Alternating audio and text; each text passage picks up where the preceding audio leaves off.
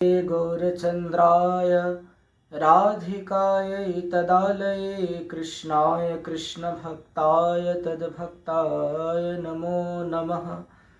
हरे कृष्णा कृष्ण कृष्ण हरे हरे, हरे राम राम राम हरे हरे। हरे कृष्ण। सभी वैष्णवों के श्री चरणों में मेरा अनंत कोटि दंडवत प्रणाम। तो आज फिर से हम श्रीमद् भगवद गीता के पुरुषोत्तम योग की कथा में उपस्थित हुए हैं। तो चलिए कथा को के क्रम को आगे बढ़ाते हैं। आशा करते हैं सभी भक्त कुशल मंगल होंगे, अच्छे से भजन हरिनाम इत्यादि करते होंगे।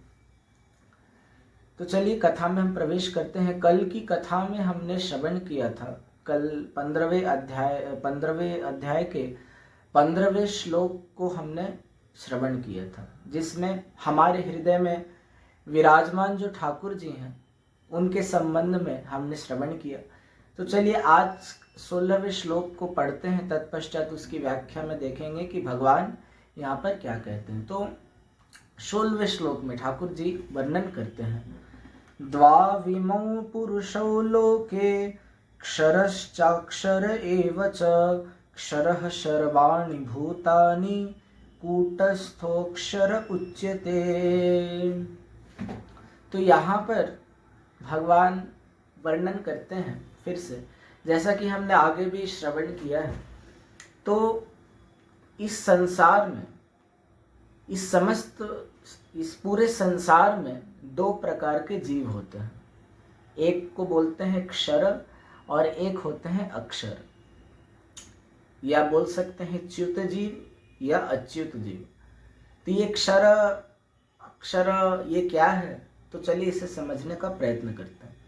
तो ये जो क्षर शब्द है, क्षर माने होता है अनित्य विनाशी, जो वस्तु सदैव नित्य काल के लिए टिकने वाली नहीं है, जिसका अंत हो जाता है, जिसका विनाश हो जाता है, उसे ही क्षर बोला जाता है। तो दो प्रकार के जीवों का वर्णन किया गया है। तो क्षर जीव कौन है? तो भगवान का ये जो संसार है, उनके इस संसार में जितने भी उनके द्वारा सृजित जीव हैं, जो कि उनके अंश हैं, जैसे कि हम सब मनुष्य, ये सब प्रकृति, जो पेड़ पौधे इत्यादि, पशु पक्षी, ये जितने भी वस्तुएं हैं, ये सारे क्षर जीव के भीतर में, क्षर के अंदर में आ जाती है। वस्तु भी क्षर हो सकता है, जीव भी क्षर होते हैं, ठीक है। तो क्षर क्यों बोला गया? क्योंकि हमारा जो अस्तित्व है ये हमेशा रहने नहीं वाला है, ये कुछ समय के लिए है। कुछ समय के पश्चात फिर से हमें इस संसार को त्याग कर भगवान के पास चल जाना होगा। जो अच्छे कर्म करेंगे, जो पुण्य करेंगे, भजन करेंगे, वे तो ठाकुर जी की धाम को प्राप्त करेंगे, सद्गति प्राप्त करेंगे। परंतु जिन्होंने अपना सारा ये मनुष्य जीवन ऐसे ही नष्ट कर दिया है, वे फिर से इस क्षर जीव के अंदर में आ जाएंगे, वे फिर से इस संसार चक्कर में भ्रमण करने लगेंगे। तो ये अपने अपने कर्म पर निर्भर होता है कि कौन किस गति को प्राप्त करेंगे, कौन कैसे कहाँ जाएंगे, ठीक है। तो ये हो जाते हैं क्षर जीव। और अक्षर क्या होता है? तो अक्षर होता है आध्यात्मिक धाम। आध्यात्मिक धाम में जो जीव होते हैं वे अक्षर होते हैं। जैसा कि हमने श्रवण किया है आगे भी कि ये जो है ये प्राकृतिक जगत है, परंतु इस प्राकृतिक जगत के ऊपर एक दिव्य आध्यात्मिक लोक है, जहाँ पर भगवान अपने अनंत प्रकार के अवतारों के संग अनंत प्रकार के लोकों में विराजमान रहते हैं। तो ये आध्यात्मिक जगत में जब कोई जीव पहुंच जाता है तो उसका ये शरीर अक्षर हो जाता है, माने वे अविनाशी हो जाता है, वे मरता नहीं। तो अविनाशी कौन है? तो ये आत्मा है।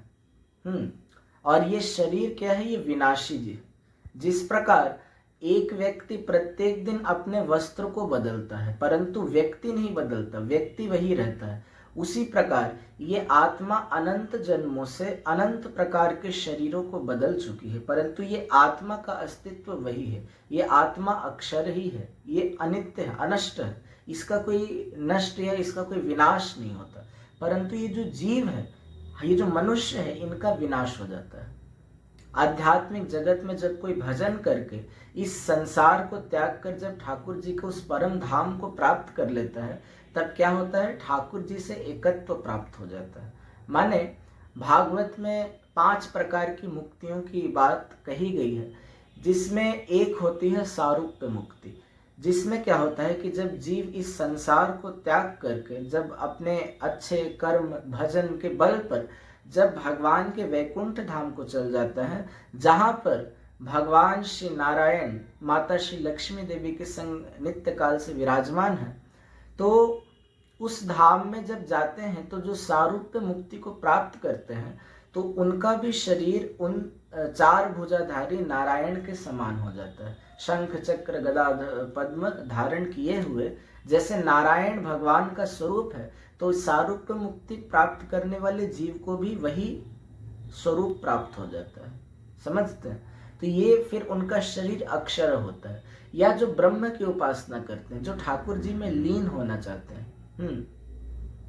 सामीप्य जो मुक्ति प्राप्त करना चाहते हैं, तो उनमें लीन हो जाना ही उनको एकत्व को प्राप्त करना होता है। तो जब वैसे हो जाता है तो उनका ये जो पंचभौतिक शरीर है ये नष्ट हो जाता है और एक दिव्य शरीर प्राप्त होता है, तो तब वे अच्युत हो जाते हैं। अभी तो हमारी अवस्था च्युत अवस्था है, माने एक ना एक दिन हमारा विनाश हो जाएगा, हम ये रहेंगे नहीं, हमारा अस्तित्व नहीं बचेगा। परंतु जब आध्यात्मिक जगत में यदि हम प्रवेश कर गए तो फिर हमारा वो अस्तित्व सदा के लिए वैसा ही रह जाएगा। जैसा कि नारद मुनि जब दासी के पुत्र रूप में जब थे, तब पंचभौतिक शरीर था, परंतु जब वे शरीर चला गया, जब पार्षद स्वरूप प्राप्त किया, जब दिव्य शरीर को प्राप्त किया, तब आप देखेंगे कि अब उनका शरीर अक्षर बन चुका है। समझ रहे हैं बात को? तो ये तभी संभव है जब कोई उस जगत में प्रवेश कर जाए, जब उस धाम को कोई प्राप्त कर ले। नहीं तो हमारा ये जो शरीर है ये 5 कर्मेंद्रिय, 5 ज्ञानेंद्रिय एवं 1 मन के द्वारा निर्मित है। परंतु जो दिव्य शरीर होता है, जो अक्षर शरीर होता है, ये किसी भी प्राकृतिक इंद्रियों द्वारा इनका निर्माण नहीं होता। और क्योंकि ये प्राकृतिक इंद्रियों द्वारा, पंच महाभूत के द्वारा इसका निर्माण हुआ है, इसीलिए एक दिन ये विनाश हो जाएगा। परंतु जिन वस्तुओं का, जिस शरीर का इन प्राकृतिक इंद्रियों के द्वारा निर्माण नहीं हुआ है, जो इनसे परे हैं, उनका कभी विनाश नहीं होता है। तो वे कौन है? ये वे भगवान के नित्य पार्षद या फिर ऐसी मुक्त आत्माएं जिन्होंने इस संसार को सदा के लिए त्याग कर भगवान के नित्य धाम को प्राप्त कर लिया है, वही इस गति को प्राप्त कर सकते। तो इस श्लोक को बोलने का अभिप्राय यही है कि हम जो मायाबद्ध जीव हैं, जो मायाधीन जीव हैं, उनको ये इस बात का एहसास हो कि वास्तविक में जिस शरीर के लिए हम इतना मेहनत करते हैं, इतना संघर्ष करते हैं, केवल मात्र इस शरीर को सुखी रखने के लिए धन अर्जन करते हैं, ना जाने और कितनी परिश्रम, कितनी चीज़ें हम करते हैं अपने आप को प्रसन्न रखने के लिए, इस शरीर का देखभाल करने के लिए और इस शरीर को हिष्ट पुष्ट रखने के लिए, सुंदर दिखाने के लिए, अच्छा रखने के लिए हम कितना प्रयत्न करते, कितना हम संघर्ष करते हैं। परंतु अंत में होता क्या है कि वे सारे संघर्ष जो हमने किए होते हैं इस शरीर को सुंदर दिखाने के लिए या इस शरीर के लिए, वे उसका जो फल हमें मिलता है वे कुछ ही समय के लिए रहता है, वे सदा के लिए हमारे संग नहीं रह पाता और अंततः वे सब परिश्रम बेकार चला जाता है जब ये शरीर नष्ट हो जाता है। परंतु ठाकुर जी की देखिए कितनी कृपा है कि जितना पूरा जीवन लगा के हम जितना संघर्ष, जितना परिश्रम हम अपने शरीर के लिए करते हैं, अगर इससे थोड़ा कम ही अगर पूरे मन को समर्पित करके ठाकुर जी के लिए यदि कोई परिश्रम करे, यदि कोई भजन करे, तो उतने परिश्रम में शरीर के लिए तो आप कुछ कर नहीं पाए, संसार के लिए तो कुछ कर नहीं पाए, पर उससे कम परिश्रम में यदि पूर्ण निष्ठा के साथ भगवान में अपने मन को लगा दिए होते तो अभी उससे कम परिश्रम में ही ठाकुर जी की प्राप्ति हो जाती है। हो गई होती। भगवान को प्राप्त करने के लिए केवल मात्र बोलते हैं कि परिश्रम नहीं लगता, बोलते हैं लोग भजन बड़ा कठिन है, भगवान को प्राप्त करना बड़ा कठिन है। ऐसा कोई बात नहीं है, ठाकुर जी को प्राप्त करना कोई ऐसी कठिन वस्तु नहीं है। परंतु यहाँ पर वर्णन आता है कि जब हमारे भीतर जो उत्कंठा है, ये उत्कंठा का ही अभाव है। उनको प्राप्त करने की जो तीव्र लालसा है, इस लालसा का हमारे भीतर अभाव है। जब ये हमारे भीतर आ जाए तो उनको प्राप्त करना कठिन नहीं हो पाएगा। समझते हैं? जैसे यदि मुझे बहुत ही भूख लगी है, मैं बहुत भूखा हूँ, मुझे खाना चाहिए, और मेरे पास यदि 56 भोग रख दिया जाए तो उसको खत्म करने में मुझे समय नहीं लगेगा, मैं तुरंत उसे खा लूँगा। परंतु यदि मेरा पेट भरा हुआ है तो आप छोटी सी भी कोई वस्तु या थोड़ी सी भी कोई खाने की वस्तु मुझे दे देंगे तो उसे खाने में मुझे बड़ा समय लगेगा। क्यों? क्योंकि इच्छा नहीं है खाने की, पेट भरा हुआ है। तो उसी प्रकार से बोलते हैं कि भजन में परिश्रम है, परंतु परिश्रम कब होता है? बोलते परिश्रम तब होता है परिश्रम की जब हमारे भीतर उनको प्राप्त करने की जो उत्कंठा है, इसका अभाव होता है। तब बहुत अपने आप को घसना पड़ता है, बहुत सेवा, बहुत नाम करना पड़ता है, ताकि ये मन परिष्कार हो जाए, ये मन साफ हो जाए, ताकि वहां पर भगवान के प्रति प्रेम, आसक्ति जागृत हो। ठीक है? परंतु एक बार वे लालसा, वे उत्कंठा यदि मन में आ जाए तो उनको प्राप्त करने में हमें देरी नहीं होगी। जैसे भूखा व्यक्ति के पास से यदि खाना रख दिया जाए तो उसे खत्म करने में उसे देर नहीं लगेगा। तो भगवान को प्राप्त करना उसी प्रकार कठिन नहीं है। किंतु भगवान मुझे मिल जाए, ठाकुर जी मुझे प्राप्त हो जाए, मैं कब ठाकुर जी के पास जाऊंगा, इस बात की मन में उत्कंठा आ जाना, लालसा आ जाना, ये लालसा लाना ही मुश्किल है, यही कठिन है। परंतु यदि आ जाए तो फिर उन्हें प्राप्त करने में देरी नहीं लगती है। कृष्ण भक्ति रस भाविता मति क्रियताम यदि कुतोपि न लभ्यते तत्र लौल्यमपि मूलम एकलम जन्म कोटि सुकृतैर्न लभ्यते। कि वर्णन आता है कि ठाकुर जी को प्राप्त करने के लिए क्या चाहिए, किस वस्तु से भगवान की प्राप्ति होगी। तो बोलते हैं कि केवल मात्र लालसा से, लोभ से, जो लोभ होता है, लालच होता है, ये लालच से वे प्राप्त होंगे। परंतु लालच कैसा? संसार के प्रति लालच नहीं, धन, पद, प्रतिष्ठा इत्यादि या किसी वस्तु के प्रति लालसा नहीं, उन्हें प्राप्त करने की लालसा यदि मन में आए, उनको प्राप्त करने का लोभ हो जाए कि हे प्रभु कब आप मुझे मिलेंगे, कब मैं आपको प्राप्त होऊंगा, तब जाकर उनकी प्राप्ति संभव होती है। गोपियों ने कैसे ठाकुर जी को प्राप्त किया? क्यों इतना इनका पद इतना ऊंचा है, इनके भजन को सर्वश्रेष्ठ कहा ठाकुर जी ने? इसीलिए क्योंकि इनके भीतर कृष्ण प्राप्ति की अति तीव्र लालसा थी। इति गोप्यः प्रगायन्तः प्रलपन्तिश्च चित्रधा रुरुदुः सुस्वरम राजन कृष्ण दर्शन लालसा। कि जब यहाँ पर रोती हैं गोपियां तो किस लिए रोती हैं? तो कृष्ण दर्शन की लालसा में, उनको प्राप्त करने की लालसा में यहाँ पर वे रोती हैं। तो ये लालसा जब उनके भीतर आती है, उस लालसा के प्रभाव से जब नेत्रों से अश्रुपात होते हैं, तब जाकर भगवान की प्राप्ति संभव होती, तब जाकर ठाकुर जी प्राप्त हो जाते हैं। परंतु यदि लालसा का अभाव हो तो कोटि जन्म करे यदि नाम संकीर्तन तब हो न पाए श्री कृष्ण चरण की। तब तो कोटि कोटि जन्म में भी यदि हम नाम संकीर्तन करें या कुछ भी करें, परंतु भगवान को प्राप्त करना असंभव हो जाता है। तो इसीलिए ये लालसा उत्पन्न करना अति आवश्यक है। तो ये किस प्रकार से होगा?